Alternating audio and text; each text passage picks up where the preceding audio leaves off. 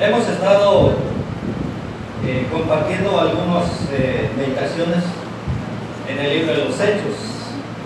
El libro de los Hechos describe la iglesia del primer siglo, las cosas buenas, las cosas no tan buenas, las cosas más o menos.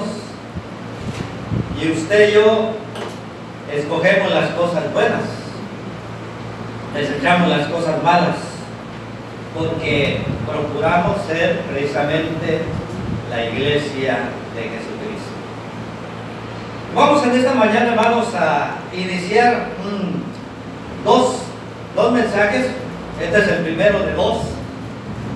Retrato hablado de la iglesia. La primera parte está basado en Hechos capítulo 12, del 1 al 19. Así que si traen sus Biblias, manténganlas abiertas. En el transcurso del sermón vamos a ir leyendo este pasaje. De antemano les voy a pedir allí su comprensión. Voy a estar tosiendo un poquito, pero eso no va a impedir, ¿verdad?, que podamos compartir la palabra de Dios en esta mañana. Vamos a orar, hermanos.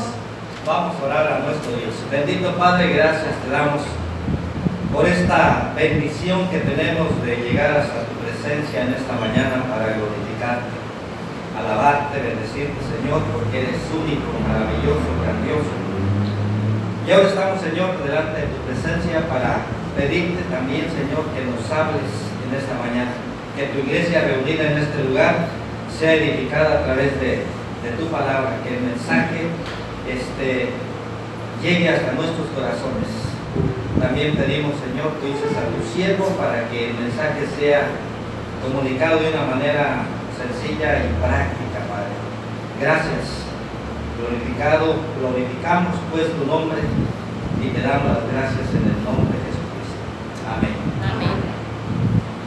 10 rasgos naturales de la iglesia de Jesucristo para saber dónde estamos metidos, ¿verdad? Si es que ya somos miembros de la iglesia del Señor, o en dónde nos vamos a meter si todavía no somos miembros de la iglesia del Señor. Esto es bien importante, ¿verdad?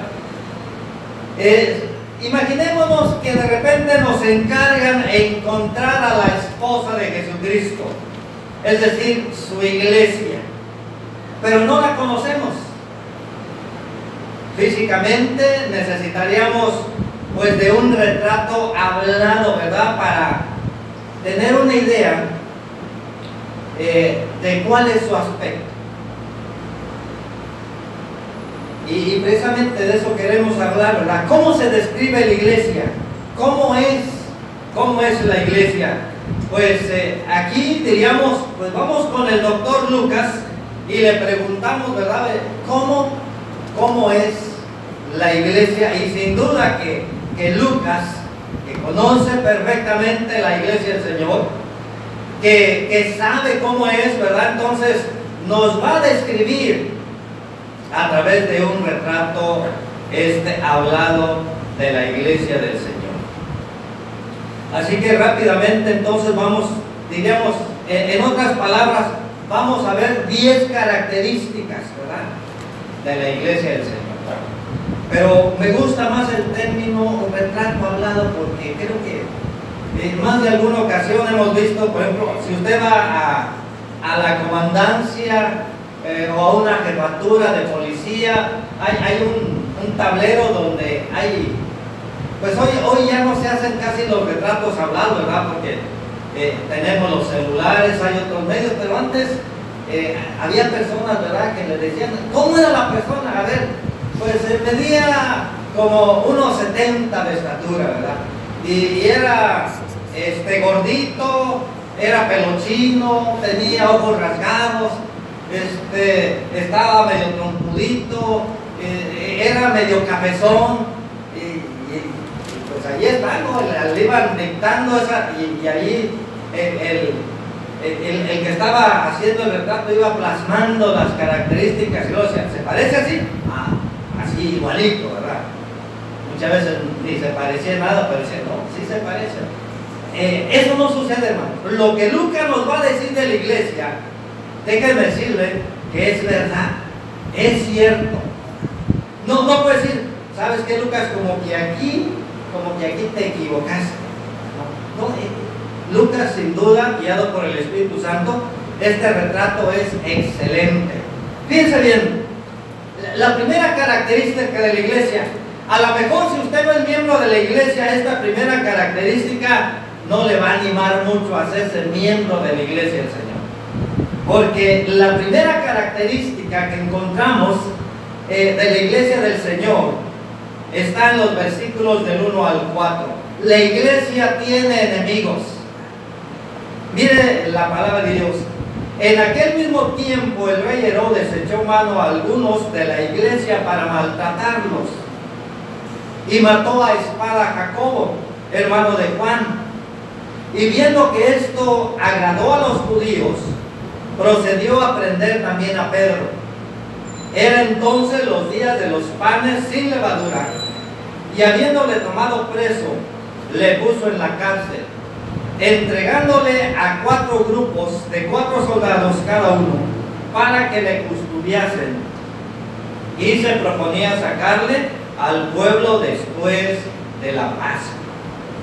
Es interesante, hermanos, que cuando Herodes se da cuenta que la acción que hizo agradó al pueblo, ya saben, apresó a algunos, y entre esos presos iba Jacobo, uno de los apóstoles, lo decapita, ¿verdad?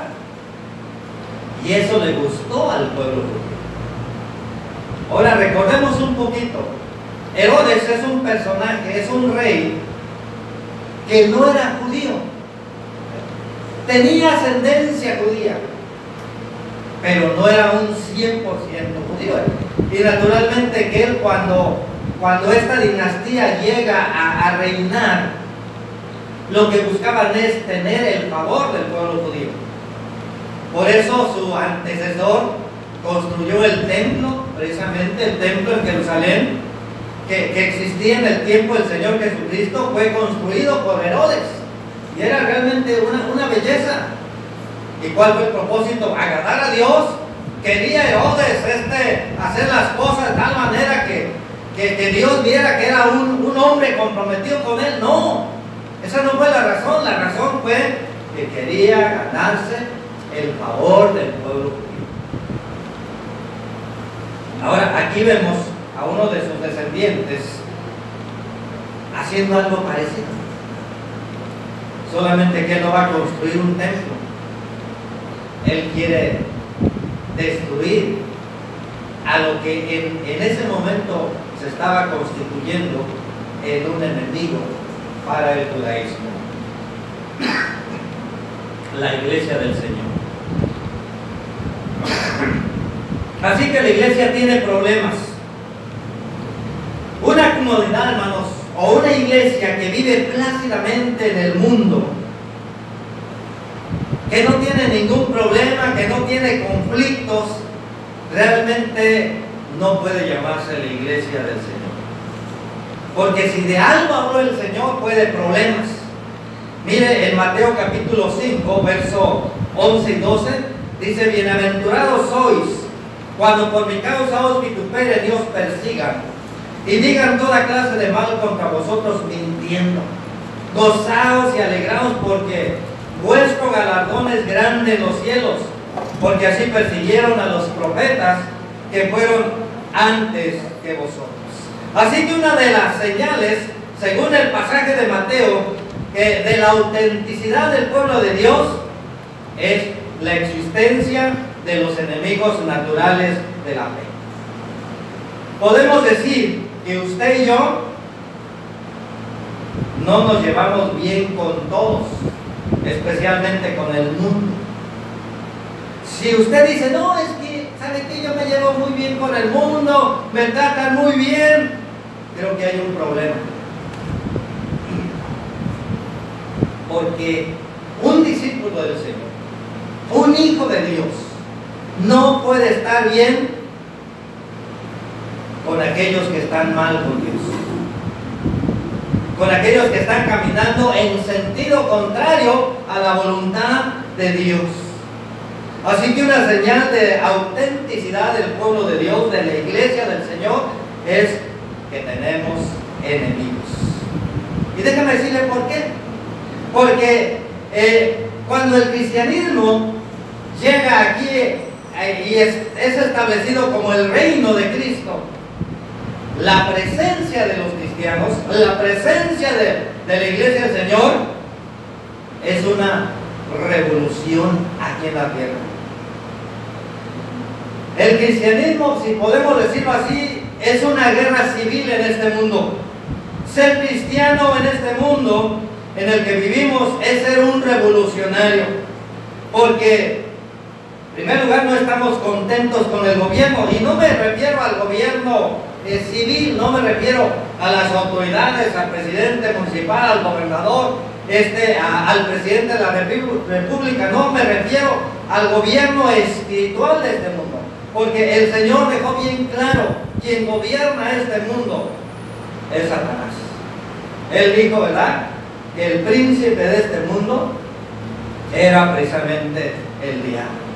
Entonces usted y yo somos enemigos de este gobierno. Estar aquí en este mundo como hijos de Dios, como discípulos del Señor, en sí es bastante difícil. ¿Por qué? Porque somos nosotros un ejército insurgente que no podemos vivir sin luchar. Ahora, lo triste, hermanos, es que no solo tiene luchas con los de afuera. Hay ocasiones que el enemigo influye incluso a quienes están dentro de la iglesia. Y a veces, cuanto más bendiciones experimentamos, más intenso es precisamente la presencia del enemigo en la iglesia. En la historia de la iglesia, pues hay varias etapas. Por ejemplo, la primera etapa que abarca, diríamos, en el tiempo, en vida de los apóstoles, desde el inicio de la iglesia hasta más o menos por allá en el año 100, donde muere el último de los apóstoles, que es el apóstol Juan. Luego entra otra etapa que en algunos historiadores lo conocen como la etapa de los padres de la iglesia, que no son más que los discípulos de los discípulos. Y en estas primeras etapas, hermanos, hay persecución. La iglesia vive en constante lucha. Pero ¿sabe cuál es la característica de la iglesia del Señor en este tiempo, en medio de tantos problemas? La iglesia progresó, creció y se fortaleció de una manera enorme, bárbara, podríamos decirlo. Mientras más la perseguían físicamente, más cristianos surgían. Mientras más la perseguían intelectualmente, porque la iglesia no solamente es perseguida físicamente, sino también es perseguida intelectualmente, porque hubo una persecución intelectual. Hubo escritos en contra de los cristianos. Hubo personas que escribieron barbaridades criticando, señalando a la iglesia del Señor. Y entonces, ¿qué pasó? Pues los discípulos se defendieron, y se defendieron escribiendo, ¿verdad? Contrarrestando, contestando las acusaciones. Y de allí surge lo que se conoce como la teología cristiana. Hay grandes escritores que hablaron, ¿verdad?, en contra de aquellos enemigos intelectuales de la iglesia del Señor. Así que en esa época de persecución es una época también de crecimiento numérico, de crecimiento intelectual, de crecimiento en todos los aspectos. Pero luego viene un general que supuestamente se convierte. Se llamó Constantino. Él quería ser emperador de Roma, y de hecho, cuando viene precisamente con esas intenciones, según lo que cuentan de él, es que fue derribado así. ¿Se acuerdan? Como Pablo, cuando va rumbo a Damasco para conseguir buscar gente y traerla a Jerusalén y condenarla a muerte. Bueno, este Constantino iba rumbo a Roma para tratar de conquistarla, es derribada de su caballo y dice que tuvo una visión, y en esa visión vio una cruz, y en esa cruz había un mensaje, decía: por esta cruz vencerás. ¿Y sabe qué? La historia dice que sí venció, de hecho llegó a ser emperador. Y cuando él consiguió la victoria, él creyó que esa victoria se la había dado Dios, y supuestamente se convirtió al cristianismo. Pero no solamente se convirtió él, si es que se convirtió, ¿verdad?, sino que ordenó que todo su ejército se convirtieran en cristianos. Y así, por decreto, no por convicción, no por conversión, todo el ejército ahora era cristiano. ¿Y saben cómo se llama esa época? Se llama la época del deterioro. Qué curioso, hermanos, que mientras hubo persecución, hubo crecimiento, hubo fortaleza. Cuando se acabó la persecución, cuando casi se hace oficial el cristianismo como la religión del imperio, hay un deterioro, hay resultados nefastos. Ahora también hay enemigos dentro de la iglesia del Señor.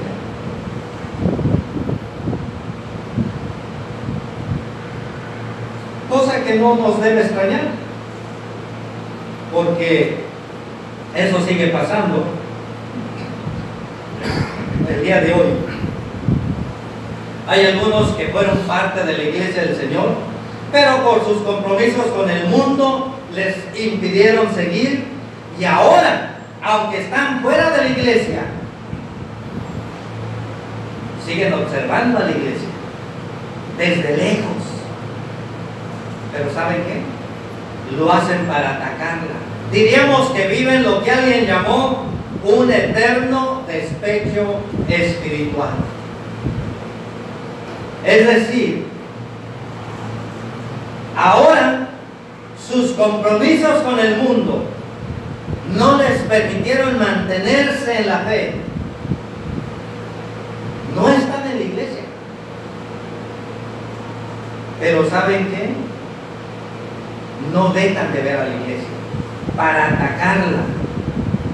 Diríamos, de hecho, la iglesia del Señor es más atacada por aquellos que un día formaron parte de la iglesia del Señor, que conocen de la iglesia del Señor, que aquellos que nunca han experimentado o que nunca han pasado en la iglesia del Señor. Porque los enemigos no solamente están afuera, también están adentro.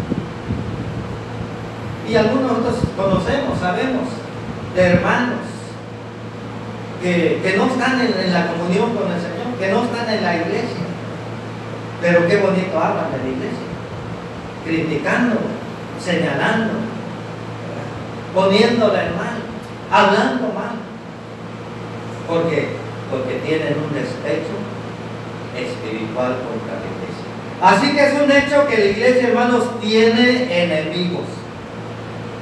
Y si usted es parte de la iglesia, asegúrese de hallarse en el lugar correcto, no en el lugar equivocado.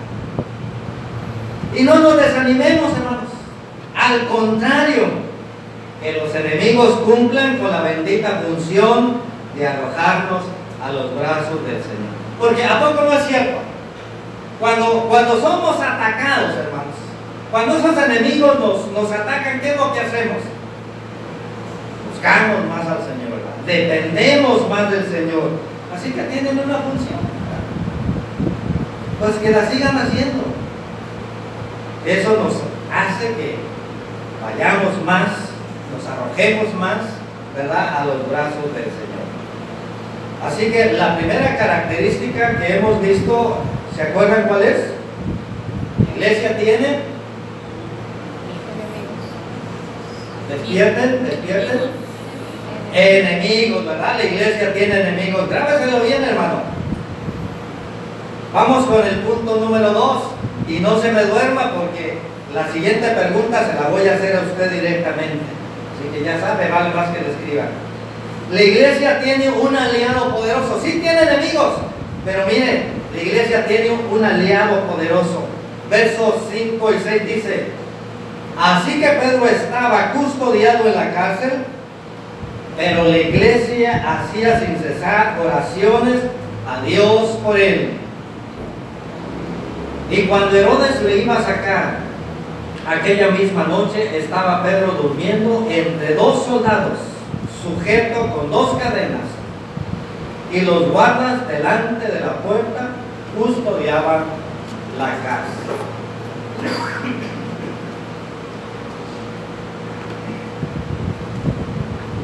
Así que ante una realidad, hermano, ante la realidad de las luchas, ante la realidad de los problemas, ¿qué hacía la iglesia? ¿Hicieron alguna peregrinación? ¿Hicieron algunas manifestaciones?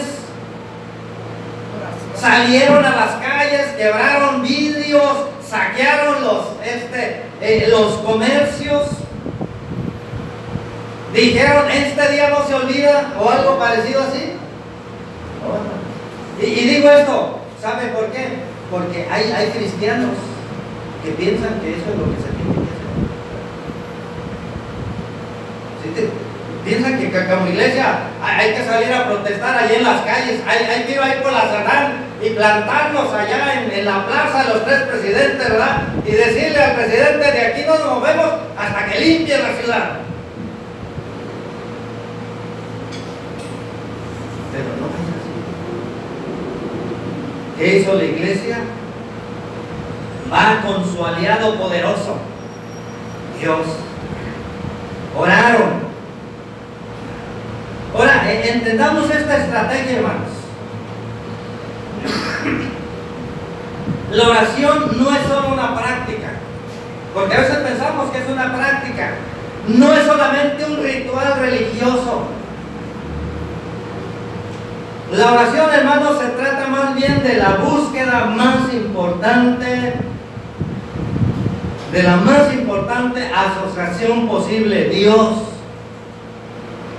Se trata de la más poderosa alianza que nadie puede o podría tener jamás. Se trata, hermanos, de la búsqueda de Dios. Fíjense bien, el enemigo no tiene miedo a una iglesia que predica, ni se espanta por una iglesia que sabe mucho, pero se pone a temblar ante una iglesia que ora. ¿Saben ustedes cuál es nuestro más grande énfasis el día de hoy en las congregaciones de la iglesia del Señor? A veces tener muy buenos predicadores, tener un programa educativo. Pero ¿cuánto dedicamos para orar? Es más, déjeme hacerle una pregunta a usted. ¿Se acuerda usted que tenemos un acuerdo de orar como iglesia? ¿Cuántos se acuerdan? A ver, levante la mano. ¿Sí se acuerdan? A ver, ¿cuál es el acuerdo? Orar como iglesia a las 9 de la noche. Ahora, levante la mano el que no tiene problemas para acordarse que a las 9 de la noche hay que orar como iglesia. Yo sí tengo problemas. A mí se me olvida.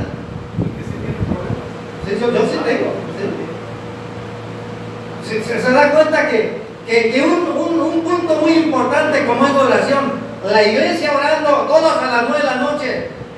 Y créanme que a veces digo, creo que a lo mejor nomás es uno o dos los que estamos orando. ¿Por qué? Porque, hermanos, el enemigo a lo que realmente le tiene miedo es que los que estamos aquí el día de hoy a las puras 9 estemos arrodillados o como a usted le guste orar en la presencia del Señor, buscando el poderoso aliado para enfrentar al enemigo que tenemos por delante, por atrás, por el medio, dentro de la iglesia. Eso no le gusta. Y entonces hará todo lo posible para que se nos borre de la mente. Es más, muchos de nosotros, ay, ya son las 10, ya mañana. Si es que llegamos a acordarnos, porque generalmente a veces ni nos acordamos. Y lo confieso con tristeza, porque sí me ha pasado, ¿no? Y uno puede decir, no, hermano Nehemías, ese sí, ahí es. No. El mismo problema que tiene usted lo tengo yo. Y reconozco eso, que es difícil. Y no ahora, a lo largo de mi experiencia en la vida cristiana, si algo ha sido difícil para mí, es tener una vida de oración. La iglesia, hermanos, oraba. Podemos decir, hermanos, que la oración, el propósito principal, la función principal de la iglesia, no es que consigamos las cosas de Dios, porque a veces eso pensamos, ¿no? A veces eso pensamos, que la oración sirve para pedir, que Dios nos dé. Lo más importante de la oración es que nos permite estar en la presencia de Dios y experimentar su protección, su cuidado y la seguridad de su gracia y misericordia. Eso es lo más importante de la oración. Creo que una definición de lo que es oración está en Hebreos capítulo 4, verso 16. Acerquémonos pues confiadamente al trono de la gracia para alcanzar misericordia y hallar gracia para el oportuno socorro. Hebreos 4:16. Esta es la mejor descripción de la oración. Es una descripción real, teológica, espiritual y profunda de lo que es la oración. La oración típica, ritual, que generalmente hacemos o recomendamos cuando alguien nos dice, bueno, ¿qué es lo que tiene la oración? Bueno, la oración debe tener adoración, ¿verdad? Y decir, mira, más o debes decir así, ¿verdad? Padre nuestro que estás en los cielos, o Padre, o bendito Señor, o glorificado seas. Y después de eso, ahora sí, saca tu lista, ¿verdad? Y es lo que hacemos. Sacamos un listón, ¿verdad? Un pliego petitorio de todo lo que queremos, ¿verdad? Que el Señor nos dé. Y luego terminamos. Porque a veces tenemos la idea de que si no terminamos una oración y te lo pedimos en el nombre de Cristo o en el nombre de Jesús, como que esa es la palabra mágica, el abracadabra. Y esa es la idea que tenemos de la oración. Pero el escritor de Hebreos nos dice de la oración es acercarnos al trono de la gracia. No habla de pedir, ni de palabras claves, ni de frases. Así que podemos decir sin temor a equivocarnos lo siguiente: la oración no es hablar por teléfono con Dios. La oración, hermanos, es sentarnos a sus pies como lo hacía María de Betania, para escucharle decir que todo está bien, que sigamos adelante, que Él está con nosotros. Eso es, hermanos, la oración. Sentarnos a los pies del Señor para escucharle decir, tranquilo, no te preocupes, yo me encargo, tú vas a recibir. Muchos de los salmos hay esta expresión, ¿verdad? El Señor dice, mira los enemigos, porque de aquí a un rato no existirán. Así que, primera característica, ¿cuál fue?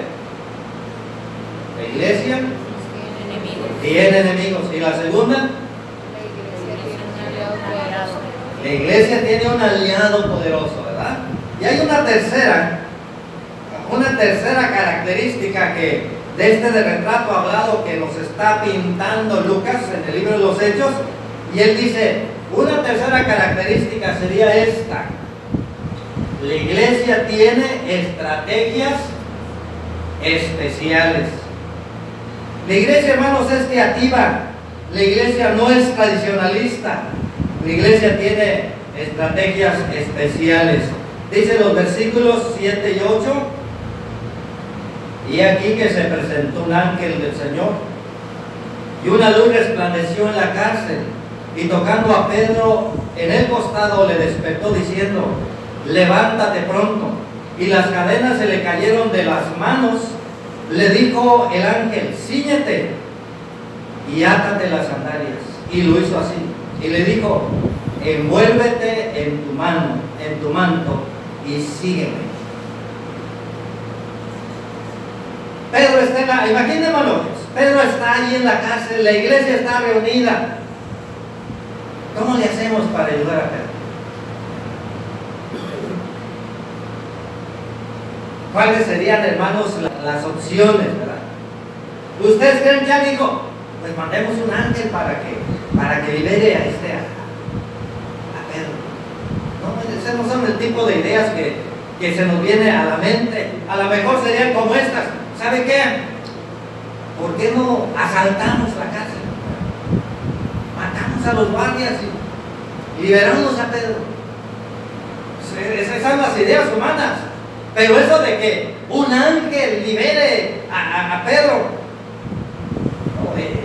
eso proviene, hermanos, directamente de Dios. Son los métodos de Dios, ¿verdad? Es más, si hubiera esa idea y dijeron, vamos, porque un ángel va a abrir la cárcel, ¿sabe cuántos seguirían a esa persona que dio esa idea?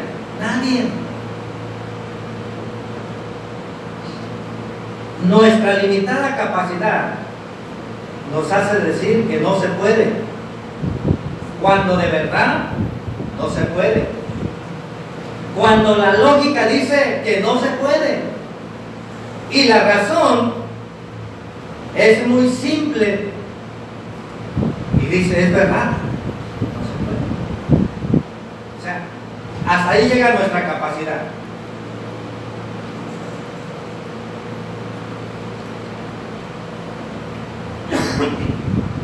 A menos que se abra el mar, como en el caso de los pueblos de Israel, o como cuando entran a la tierra prometida, ¿verdad? Que dando vueltas alrededor con un grito podamos destruir las murallas de la ciudad inexpugnable, porque déjeme decirle que Jericó nunca había sido conquistada hasta antes de Josué. O tal vez podamos matar a un gigante con una pedrada. ¿Se imaginan enfrentar a un pelado de 3 metros por lo menos? Y decirle, con esta piedrita lo voy a derribar. O con solo 300 soldados, ni siquiera soldados profesionales, mal armados, inconscientes, descalificados, sean confundidos por el enemigo creyendo que son muchos y se maten entre ellos, porque de otra manera no se puede. Ahora, si usted se encuentra, simplemente cité algunos casos de la Biblia donde en verdad no se podía, porque como le dije, no se podía matar a Goliat, un individuo de más de 3 metros o 3 metros, con una honda y una piedra. Nadie podía conquistar Jericó, la ciudad inconquistable. ¿Quién podría cruzar el Mar Rojo con niños, mujeres, ancianos, animales, en seres domésticos?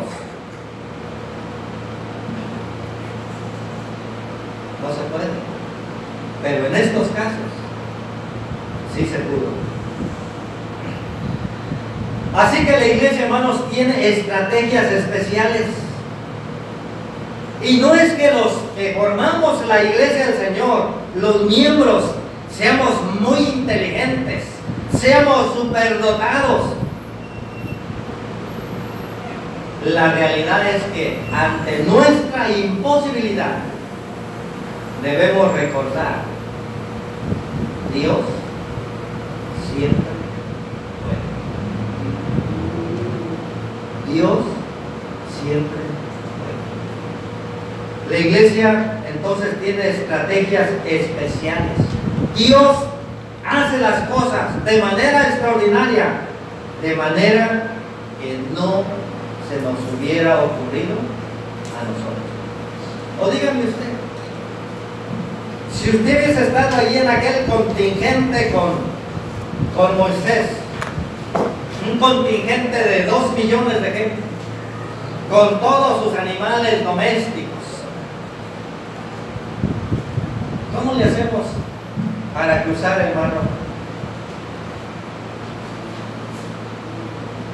¿Qué ideas hubiese aportado usted? ¿Nadando? ¿Construyendo un puente?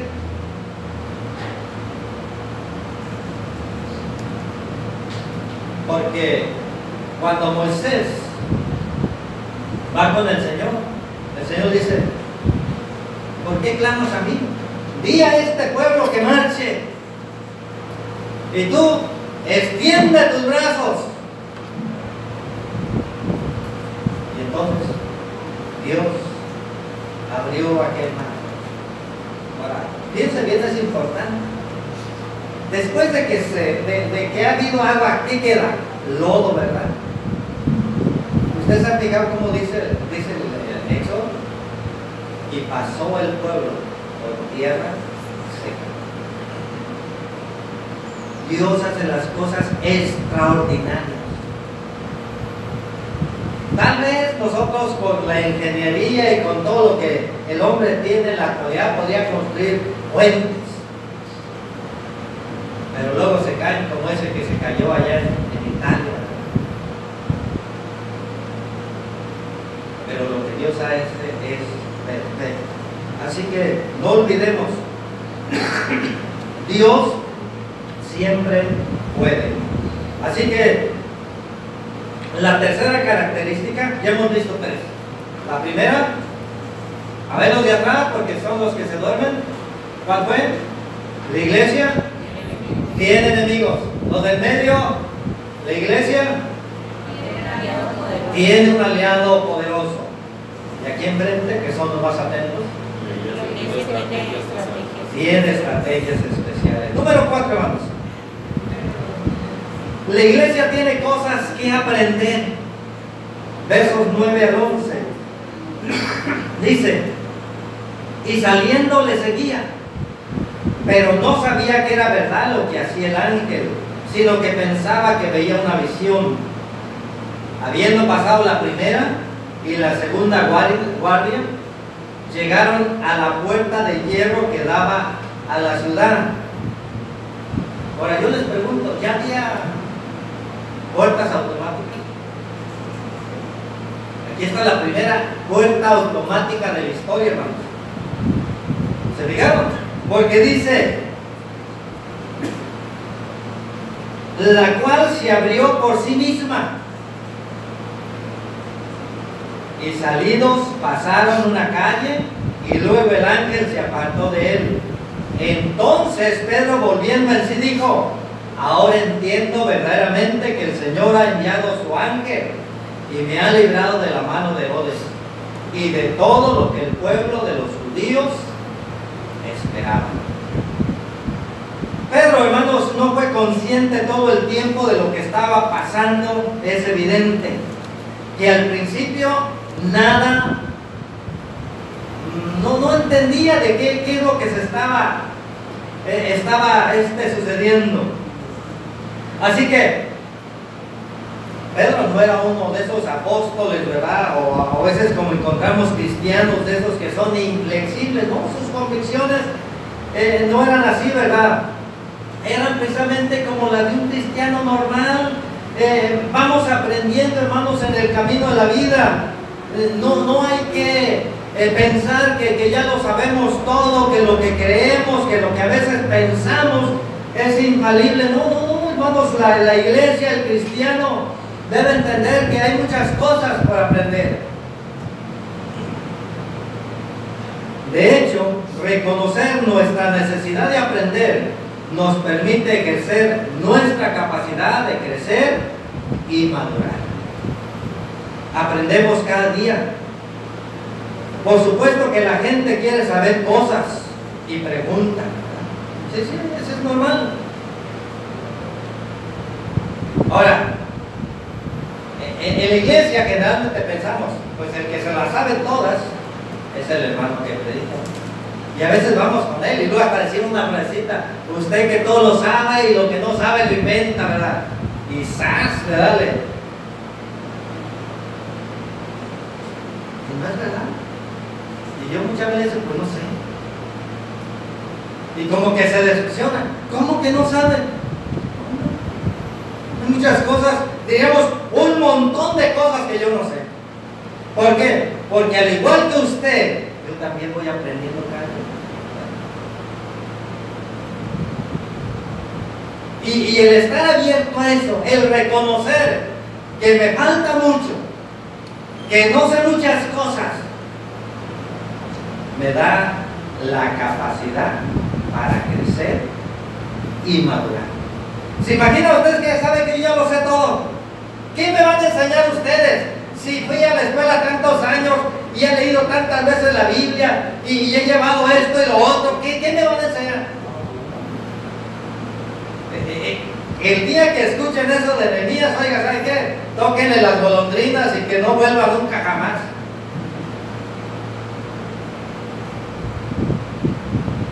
Porque sí he aprendido algunas cosas, pero no lo sé todo. Y muchas de las cosas, algunas ocasiones, casi siempre, le voy a decir, no tengo ni la menor idea.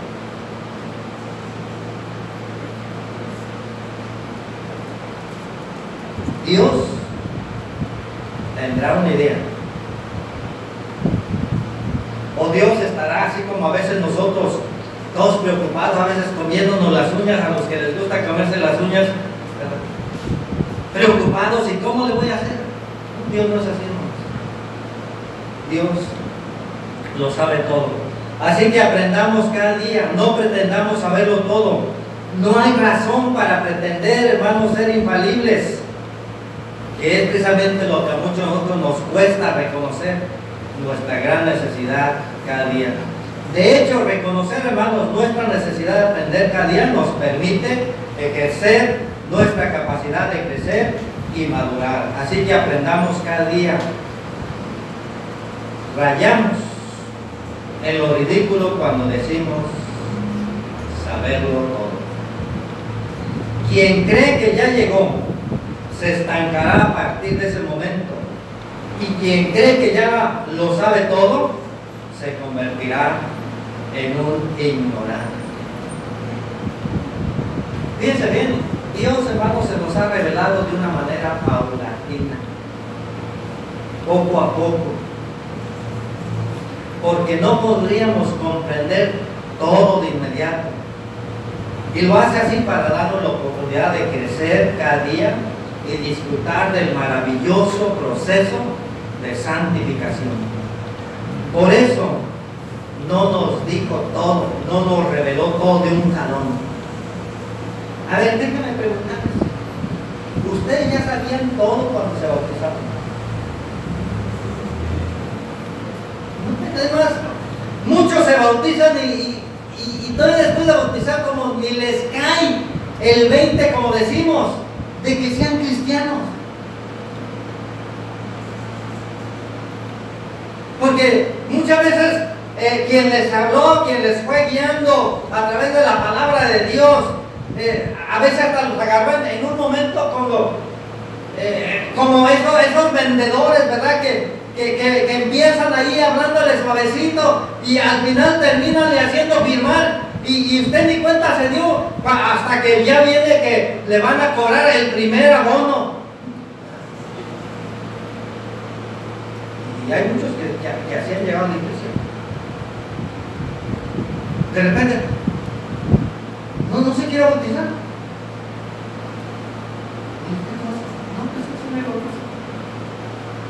¿Qué necesita? No, nada. Es más, ni ropa, aquí tenemos, mire, hay iglesias que tienen matas para bautizar. No, nada. Y luego cuando llega a su casa y aquel hermano o hermana empieza, ¿qué fue lo que hizo? ¿Por qué no bauticé? Pero empieza a investigar, empieza a aprender.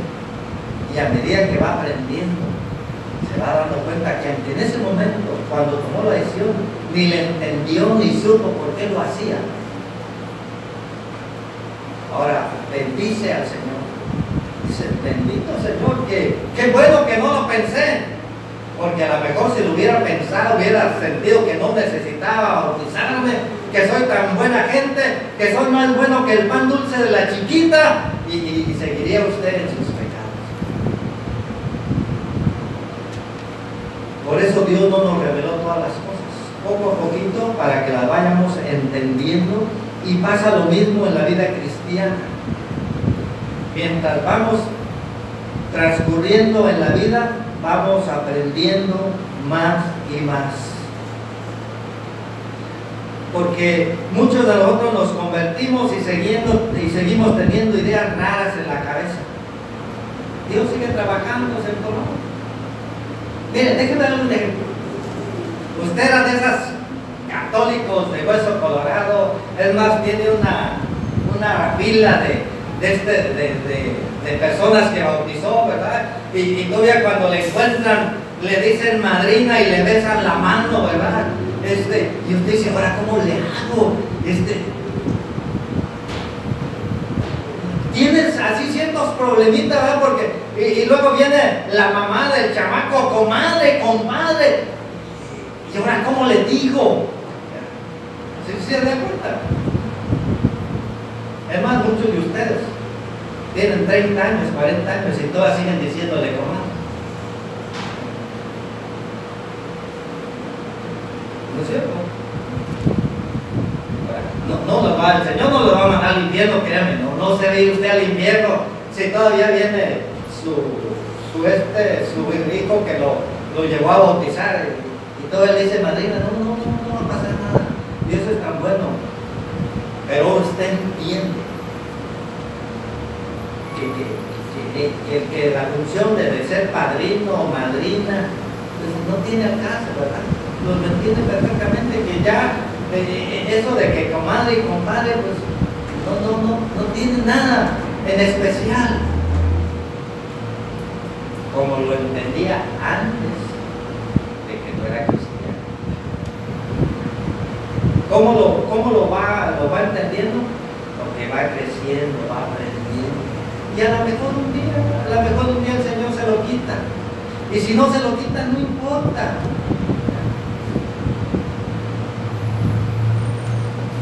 Así que, como cristianos, vamos aprendiendo cada día, la iglesia va aprendiendo, así que vivamos aprendiendo cada día a ser la iglesia del Señor. La iglesia de Cristo necesita, hermanos, ser penitente a las nuevas generaciones.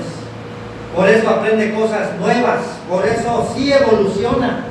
Sus principios, su doctrina, sus verdades, valores, son inconmovibles. ¿Sabes esto? La doctrina, las verdades, los valores de la iglesia son inconmovibles, no se cambian. Pero la forma como los dicen pueden cambiar. Miren, cuando yo escuché de la iglesia, siempre ahora me acuerdo, ¿no? Llegamos al punto de de la cena del Señor, pues yo recuerdo que el hermano cuando dijo, la cena del Señor, ¿verdad? El pan. Y usted de repente me dice, ¿por qué el hermano insiste en el fruto de la vid que sea Welch? Ustedes saben que hay una marca Welch. Muy bueno ese jugo de uva. Pues cuando a mí me hablaron, el hermano decía, y debe ser jugo de uva Welch. Y yo le decía, ¿por qué Welch? No sé, dice, pero debe ser ese Welch. Tiempo después, aprendí un poco de la historia de Welch. Welch fue un cristiano. Fue un joven muy enfermizo. Amaba enteramente al Señor. Quería ir él a predicar el Evangelio a otros lugares, pero su salud física, su estado físico no era el adecuado. Y él tenía una preocupación, ¿qué puedo hacer? Era un granjero allá en Estados Unidos y cultivaba precisamente uvas. Y entonces él dijo, voy a preparar un fruto de la vida para que se use para la cena del Señor. Y de ahí nace, hermanos, ese hueso. Y si es muy bueno, de repente hemos usado aquí porque a veces hay allí en Walmart, ¿verdad? Es carito, naturalmente, no es aquí, es de importación, pero ideas como esas. Hay gente que piensa, si no se usa esto, se va a ir al infierno, es pecado capital. Miren, los cultos que tenemos nosotros ahorita no son de la misma manera como fue hace 11 años cuando vinimos. Es más, hace 11 años el púlpito estaba allí donde está la hermana Paula. Cuando yo llegué, allí era el púlpito, de allí para allá. Y no usábamos este himnario que hoy ya casi ni lo usamos. Era el que es inspirado. Porque para algunos el himnario inspirado de las iglesias de Cristo son los cantos espirituales. El famoso himnario negro. Y un día cuando ya quisimos conseguir el himnario estaban muy caros y entonces, ¿saben qué? Buscamos estos que a la postre nos los han regalado, pero son mucho más económicos y tienen casi los mismos himnos. Hay algunos himnos contemporáneos, pero al principio sí como que lo cantamos con cierto recelo, como que nos estamos saliendo del huacal, como que ya no somos la iglesia del Señor porque estamos usando. Y déjame decir, este himnario está más acorde a la iglesia del Señor. Porque el hermano que hizo el himnario negro simplemente agarró los signos de donde pudo y dijo, esto lo vamos a poner para los que podamos usar. Estos son un poquito más racionalizados, ¿verdad? Porque la iglesia del Señor, su doctrina, sus principios, sus enseñanzas, esas no las vamos a cambiar. Pero la manera como las compartimos, ¿sí? Es este aparatito que usamos ahora ahí para que usted medio despierte o por lo menos se lleve una imagen. Es parte de esa evolución. Pero déjeme decirle, hay el día de hoy iglesias donde esto todavía lo condenan. Esto es diabólico, no debe usarse porque los cultos deben ser así y bien formalitos, ¿verdad? Es más de una hora, porque así los enseñaron. Eso no se puede cambiar, ¿no? La Biblia nunca dice. Es más, yo estoy más acorde de cultos largos. Y si quieren base bíblica, pues vaya a Hechos 20. ¿No dice la Biblia que Pablo alargó el discurso hasta la medianoche? Se fue un culto largo. pero nunca he encontrado, pues nomás terminamos una hora y ya está ahí. Pero eso es una broma, hermano. Total, cada quien el Señor le da la sabiduría, ¿verdad?, para hacer las cosas para la gloria del Señor. Así que vamos con la última, hermanos. Quinta, porque son 10, pero no vamos hasta la quinta. La iglesia tiene una fuerza. Verso 12. Y habiendo considerado esto, llegó a casa de María, la madre de Juan, el cual tenía por sobrenombre Marcos, donde muchos estaban reunidos orando. En la reunión de la unidad de la iglesia se tiene la fuerza, el vigor. Jesús dijo que nosotros somos la sal de este mundo. Ahora, ¿de qué sirve, hermanos? Diríamos decenas, cientos de granos de sal fuera de un salero, esparcidos o tirados en el piso por todas partes. ¿De qué sirve? De nada. La iglesia, hermanos, en medio de las pruebas, tal como lo dice este pasaje, se une, se congrega y busca al poderoso aliado de la fe, Dios. Así que pensemos, consideramos muy seriamente. La iglesia tiene una fuerza, y esa fuerza está en su reunión de estar juntos. Recuerden, la Biblia dice que somos ovejas. ¿Cómo son las ovejas? Las ovejas son pachoncitas, son gorditas, no tienen colmillos, no tienen garras, no tienen buena vista, no vuelan, no tienen aguijón. Entonces, ¿cuál es su fuerza? ¿Cuál es el tremendo poder de las ovejas? Estar juntas. Ahí está la fuerza. La única fuerza que tienen estos animalitos es que están así ante el enemigo. ¿Sabe qué hacen las ovejas? Se juntan. Eso es lo único. A diferencia de otros animales, de otras fieras salvajes. Y la otra fuerza que tienen las ovejas, ¿sabe cuál es? Que son útiles a los humanos. Por eso las criamos y hasta tenemos rebaños. Es más, dicen los estudiosos de los animales que si las ovejas no fueran útiles a los humanos, ya se hubiesen extinguido. Ya no habría ovejas en el planeta por las condiciones. Sí, porque es un animalito indefenso. Es más, es torpe. Una oveja va comiendo y de repente levanta la cabeza y ya no ve a nadie y no sabe qué rumbo llevar, qué dirección tomar. Se desorienta fácilmente, se pierde. Pero cuando están juntos, está su fuerza. Así que, ¿dónde está la fuerza, hermanos, de la iglesia? En estar juntos, estar unidos.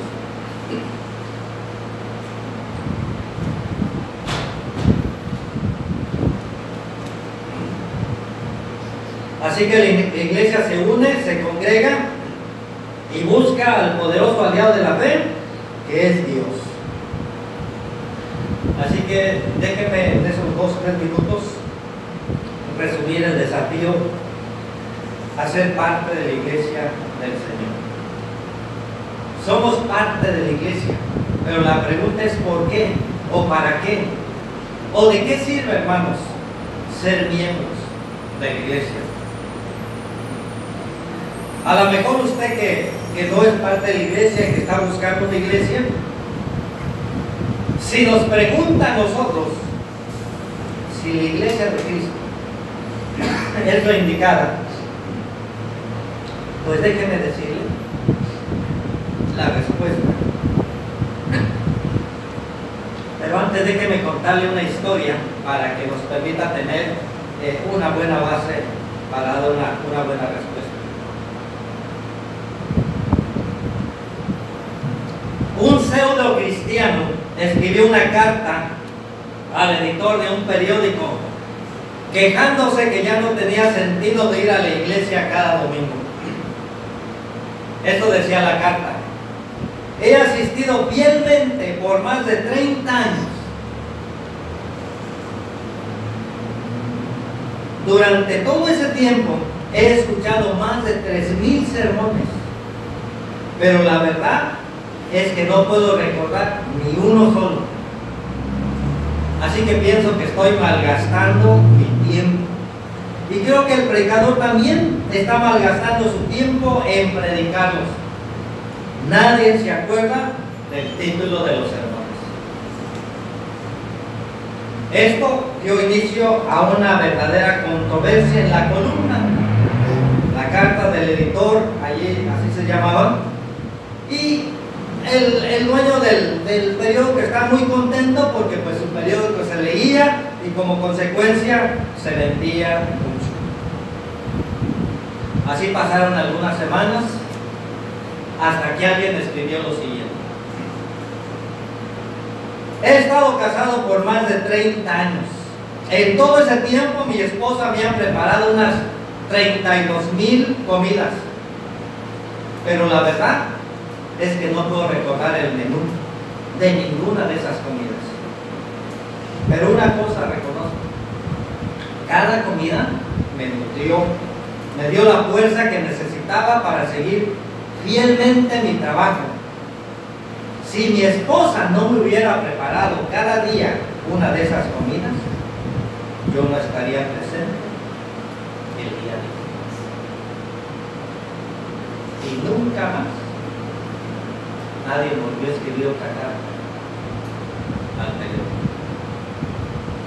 Dice Salomón, Proverbios 10:21, los labios del justo apacientan mucho, mas los necios mueren por falta de entendimiento.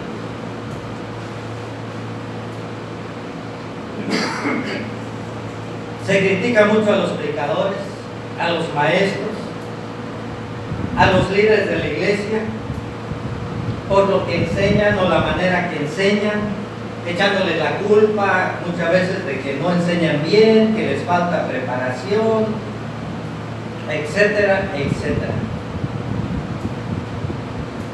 Pero a pesar de todo, la palabra de Dios es predicada y es enseñada.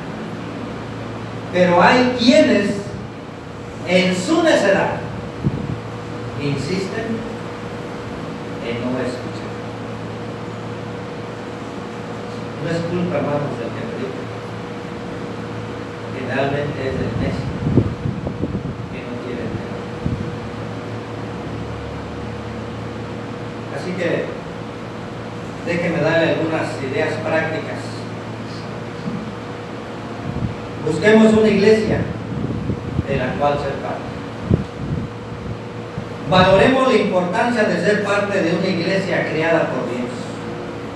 Recuerden, no es cualquier cosa, es algo muy importante, es muy serio ser parte de la iglesia del Señor, más que de un partido, de algún club determinado. Integrémonos cabalmente a la iglesia de Dios. No sean solamente asistentes regulares o simpatizantes, seamos verdaderos discípulos del Señor. Seamos de los que nos unimos y no de los que siembran discordia. No dejemos de fortalecernos en nuestro mejor aliado, el Señor. No nos debilitemos a nosotros mismos.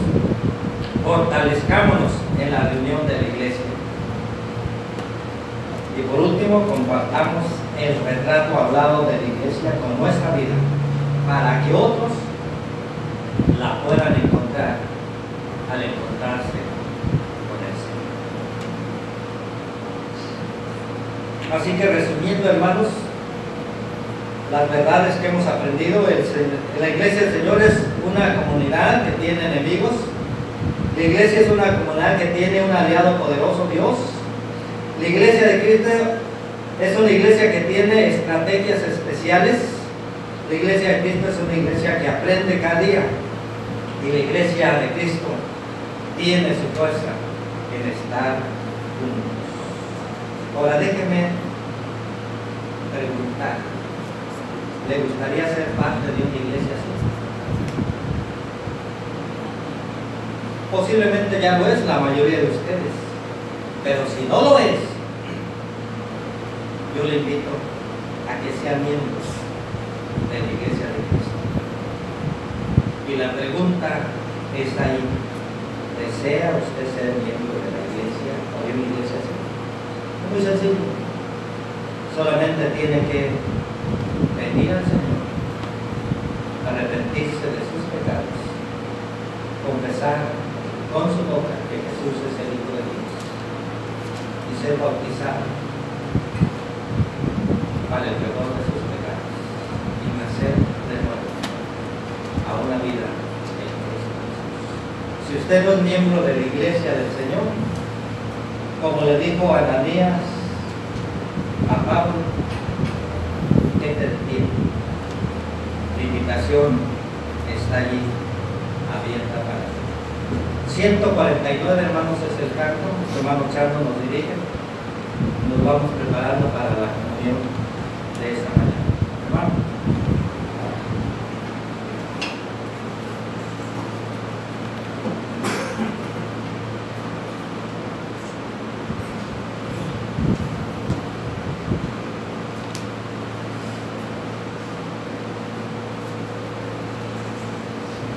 Dice un dicho por ahí: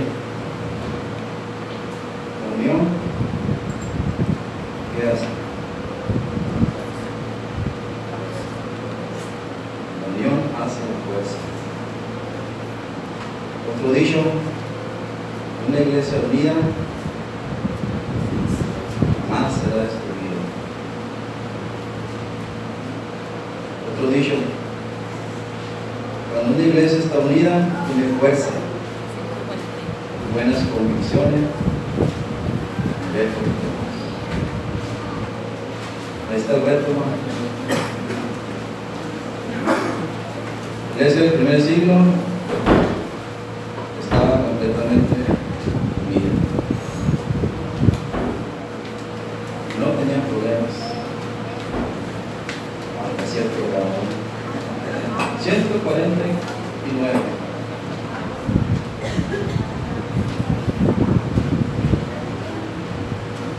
De pecados y los que puedan ponerse de pie, hermanos, cantemos esta canto de edificación.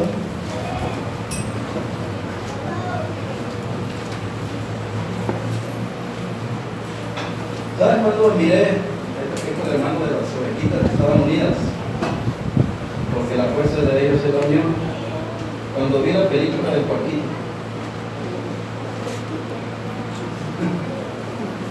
ahí me acordé que las ovejitas todas, las más chiquitas en el medio, la más grandotas alrededor. Qué interesante. La gallina cuida sus polluelos. Los animalitos, hermanos, nos enseñan muchas veces cómo debemos de comportarnos. Tristemente, ¿verdad? Pero a veces no andamos con estos animalitos. Cantemos. En pecado sin temor, el Salvador me dio,